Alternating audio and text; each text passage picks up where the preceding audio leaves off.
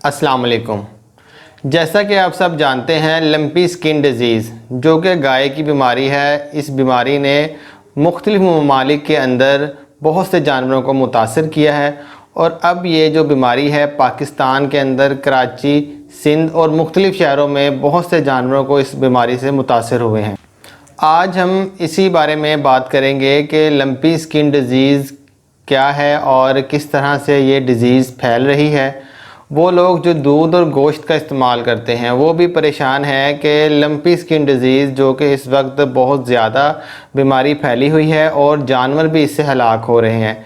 तो इस वायरस से जो जानवर मुतासर है तो कहीं उस जानवर का गोश्त या दूध इस्तेमाल करने से ये वायरस इंसानों में मुंतकिल ना हो। लंपी स्किन के दौरान किन चीज़ों का ख्याल करना चाहिए और मेडिसिन के बारे में भी बात करेंगे। सबसे पहले जो जानवर इस बीमारी से मुतासिर होते हैं, अगर उनके सिम्टम्स के बारे में बात करें तो उसमें जो जानवर है उसके जिस्म के ऊपर गिल्टियाँ बन जाती हैं। गिल्टियाँ बनना, बुखार आना, मुंह और आँखों से पानी निकलना, मुंह से रतूबत का निकलना, भूख का कम हो जाना, ऐसे जो जानवर अफेक्ट होते हैं वो खाना पीना बहुत कम कर देते हैं। दूध देने वाले जो जानवर हैं उनकी मिल्क प्रोडक्शन बहुत मुतासर होती है और अगर बहुत ज़्यादा कॉम्प्लिकेशंस हो जाएं तो जो जानवर है उसकी डेथ भी हो जाती है। लंपी स्किन डिज़ीज़, ये जो डिज़ीज़ है इसके फैलने में मक्खी, मच्छर, ये जो टिक्स होते हैं, जो खून चूसने वाले इंसेक्ट, हशरात हैं, ये बहुत अहम रोल प्ले करते हैं।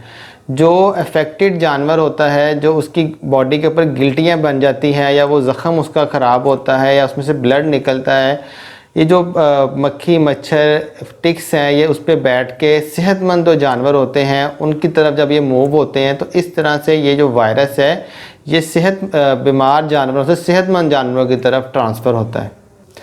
जो लोग तो डायरेक्ट इस बिज़नेस के साथ रिलेटेड हैं, इस वक्त उनको बहुत ज़्यादा माली नुकसान भी हुआ है और वो बहुत परेशान भी है इस लंपी स्किन डिज़ीज़ की वजह से। वो लोग जो दूध और गोश्त का इस्तेमाल करते हैं वो भी बहुत सी गलत फहमियों में है कि ऐसा ना हो कि हमारे तक ऐसा दूध जो लंपी स्किन डिज़ीज़ जानवर का अफेक्टेड हो उसका दूध आ जाए या गोश्त अगर हम खा लें तो ये वायरस इंसानों में या हम में ट्रांसफ़र ना हो जाए।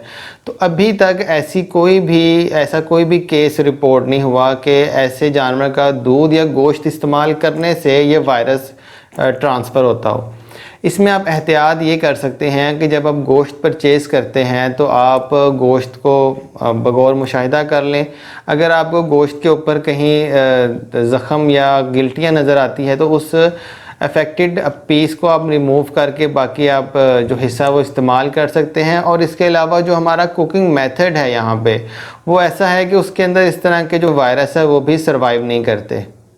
अब हम बात करते हैं कि इस डिज़ीज़ के चलते हमें किन चीज़ों का ख्याल करना है। जो लोग कैटल फार्मिंग करते हैं या जिन्होंने कुछ लोग अपने तौर पे जानवर पालते हैं तो वो किन चीज़ों का ख्याल करके इस बीमारी से अपने जानवरों को महफूज रख सकते हैं।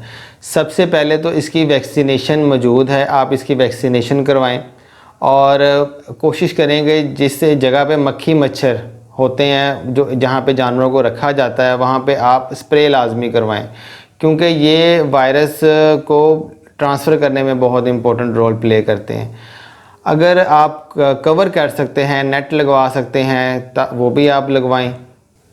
अगर कोई जानवर आपका अफेक्ट होता है या जिसके ऊपर कुछ सिम्टम्स आपको आते हैं बुखार के या जिस्म के ऊपर गिल्टियाँ बनना शुरू हो गई हैं तो आप सबसे पहले उस अफेक्टेड एनिमल को हेल्दी जो आपके एनिमल्स हैं उनसे सेपरेट करें।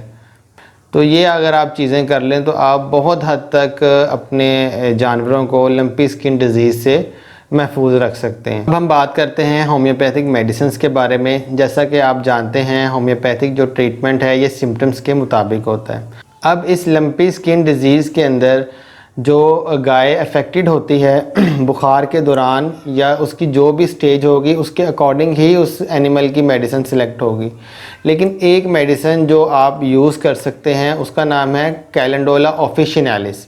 ये जो गाय की बॉडी के ऊपर जो ज़ख़म हो जाते हैं या उसमें से ब्लड आ रहा है उसके लिए आप इसके मदर टिंचर को वाटर में ऐड करके उस मुतासरा हिस्से को आप साफ़ कर सकते हैं और इस मदर टिंचर को पानी में ऐड करके आप गाय को पिला भी सकते हैं।